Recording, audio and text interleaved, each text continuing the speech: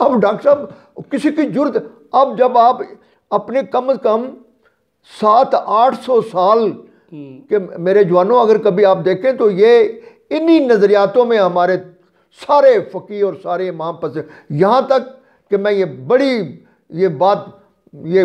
بابا کے دول کہتے ہیں، زور سے کہتا ہوں کہ فارابی، ابن رشد، ابن سینا، یہ سارے جو تھے یہ افلاطون کے مقلد تھے، اور انہوں نے سارا زور لگایا اس بات پر کہ جو کچھ افلاطون کہتا ہے وہ صحیح ہے۔ لہذا آج ہم قرآن یہ کہتا ہے کہ تم اس کائنات سے بالکل باہر نہیں نکل سکتے جب تک کہ تمہارے پاس قوت نہیں ہے۔ تو یہ علم بالحواس، یہ جو نظریات ہیں یہ علم بالحواس کے منکر ہیں۔ انہوں نے ایک نظریہ بنایا ہے کہ بھئی نہیں، جب وہ کہتے ہیں محسوس ہے، غیر حقیقی ہے، تو وہ اقبال علیہ رحمہ کہتا ہے کہ افلاطون کا گدھا اور گھوڑا جو ہے وہ محسوس کی دنیا میں چل ہی نہیں سکتا، وہ ہوائی دنیا میں چلے گا۔ لہذا یہ جو صدیوں کی جو تاریخ ہے اس میں ہمیں، اور آج بھی ہمیں بے شمار، میں کہتا ہوں ذرا اپنے گرد و پیش پر نظر دوڑائیں، ہمیں بے شمار ایسے یعنی وہ نظر آئیں گے، یعنی بہت بڑے چیزیں کہ جس میں بنیادی یہی جو ہے نا کہ وہ نہیں جی یہ کائنات جو کچھ تمہیں نظر آ رہا ہے یہ کچھ نہیں ہے۔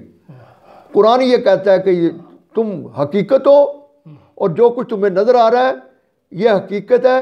اور اس کو علم بالحواس سے فتح کرو، تم اس سے تب آگے بڑھ سکتے ہو، اور روحانیت میں بھی تب بھی تم داخل ہو سکتے ہو۔ اور اقبال نے اس کو جو ٹرمنالوجی ہے اس میں ہے کہ اقبال علیہ رحمہ کہتے ہیں کہ قرآن عقل استقرائی کا ظہور ہے، ظہور ہے، بالکل۔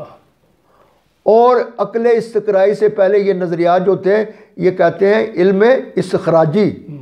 کہ علم استخراجی کے نظریات پہلے بناتے ہیں اور نظریات کے مطابق تجزیہ وہ جز پر حکم لگاتے ہیں۔ عقل استقرائی یہ ہے کہ پہلے جز جو ہے، اجزاء جو ہیں اس پر پوری تحقیق کر کے اس کے بعد پھر وہ کلیات بناتے ہیں۔ آج ہم سائنس کی دنیا جتنی بھی دیکھتے ہیں تو وہ یہی ہے، یہ جو تجربہ ہے اور مشاہدہ ہے، غور و فکر، جس کی بنیاد قرآن نے رکھی ہے۔ تو ڈاکٹر صاحب میں سمجھتا ہوں آج کا آپ کا یہ جو موضوع ہے میں سمجھتا ہوں کہ بہت زیادہ وہ ہے اس قابل کہ اس کو بار بار سنا جائے، اس کو ایک ایک لفظ کو سمجھا جائے، اور آج کی جو ہماری پاکستان کے جو حالات ہیں، اور ہمیں یہ باقاعدہ اپنی جو یہ فلسفیانہ روایات جو ہیں، ڈاکٹر صاحب میرے فلسفیانہ سابقہ روایات جو ہیں وہ اس پر نظر ثانی کریں اقبال کو پڑھ کے۔ بہت بہت شکریہ سر۔ خواتین و حضرات، یہ تھی ہماری آج کی نشست، فلسفے کے حوالے سے ہماری یہ پہلی نشست تھی جس میں استاد محترم نے علامہ اقبال کے جو فلسفیانہ نظریات تھے ان سے ہمیں آگاہی فرمائی، اور ہم نے یہ دیکھا کہ علامہ اقبال فلسفہ بیان کرتے ہوئے بھی توحید کی بات کرتے ہیں، اسلام کی بات کرتے ہیں، وحدت کی بات کرتے ہیں، اللہ اور رسول کی بات کرتے ہیں۔ تو ہمیں علامہ اقبال کو پڑھنے کے لیے نہ کہ طلباء طالبات کے لیے بلکہ جتنے ہمارے دانشور ہیں، اساتذہ ہیں، یا مدارس سے تعلق رکھتے ہیں، اسکولوں سے تعلق رکھتے ہیں، ایجوکیشنل فیلڈ سے تعلق رکھتے ہیں، ان سب کو چاہیے کہ علامہ اقبال کو بڑی تفصیل سے پڑھیں، کہ علامہ اقبال کے نظریات اور کلام جو ہے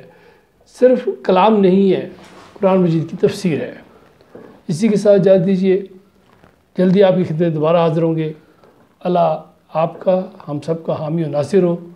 ایک دوسرے کے لیے آسانیاں پیدا کرنے کی کوشش کریں۔ اجازت دیجیے۔ پاکستان زندہ باد۔